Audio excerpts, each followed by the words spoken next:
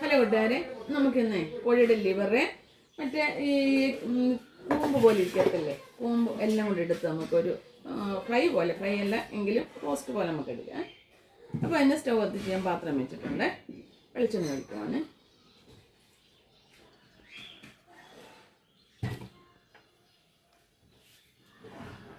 പിന്നെ ഇഞ്ചി വെളുത്തുള്ളിയുടെ ചതുത്തതാണ്,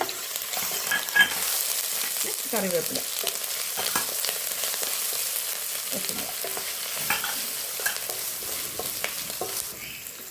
സവാള ഉള്ളി ഇങ്ങോട്ട് ഇടുവാണ്. സവാള ഉള്ളി ഇല്ലാതെ നമുക്ക് എടുക്കാം, പക്ഷേ ഞാൻ സവാള ഉള്ളി എടുക്കുന്നുള്ളൂ കേട്ടോ. അങ്ങനെ വേണമെങ്കിൽ ചെയ്യാം. ആവശ്യമായ ഉപ്പ്, മഞ്ഞൾപ്പൊടി,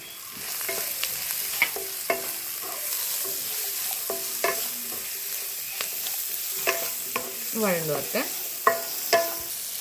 ലേശം മസാലപ്പൊടി, നമ്മുടെ ഗരം മസാലപ്പൊടി. അതിലൂടെ ഞാൻ ഒരു തക്കാളിക്ക് എടുത്തുകൊണ്ട് കൊണ്ടുവന്ന്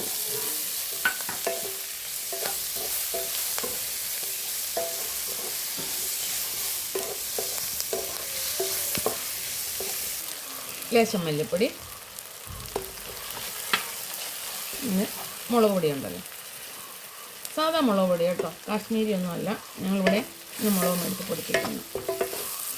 ഞാൻ കറിൽ കഴുകി വൃത്തിയാക്കി മഞ്ഞൾപ്പൊടിയും ഉപ്പും മുളക് പൊടിയും കൂടി ഇട്ടതാണ്.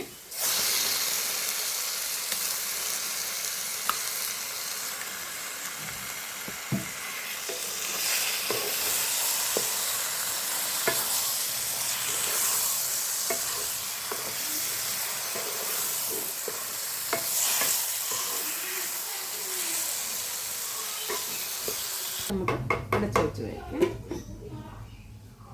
എല്ലാം റെഡി ആയിട്ടുണ്ടെന്ന്. ഇതേ ഞാൻ ഈ കൂമ്പുണ്ടല്ലോ ഉണ്ട്, ഈ സാധനം ഇത് നമ്മുടെ മറ്റേ എല്ലാം കൂടി ഞാനത് മഞ്ഞൾപ്പൊടി കുരുമുളക് പൊടി ഒന്നിട്ട് കുക്കറിൽ വേവിച്ചാണ്. പിന്നെ ഇതിന് ഇച്ചിരി വേവ് കൂടുതലാണ് മറ്റേതിനേക്കാട്ട്. അപ്പോൾ അതുകൊണ്ടാണ് ഞാനങ്ങനെ ചെയ്തത്. അത് ഇത് നമ്മുടെ ക്യാപ്സിക്കം അറിയാമല്ലോ.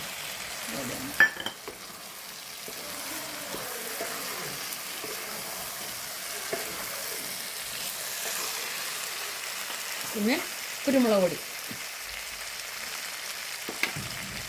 കായപ്പൊടി, ലേശം ഗരം മസാലപ്പൊടിയോടെ,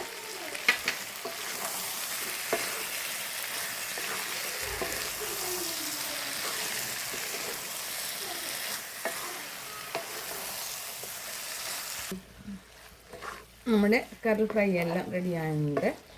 ഫ്രൈ അല്ല, റോസ്റ്റ് പോലെ ആവുമല്ലോ, കൊഴുപ്പുണ്ട് അതിന്.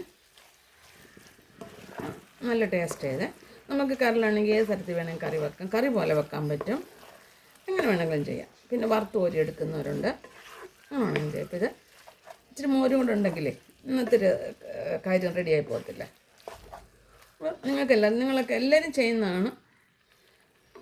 ഇത് മല്ലിയിലയുണ്ട്, കറിവേപ്പിലയാണ്.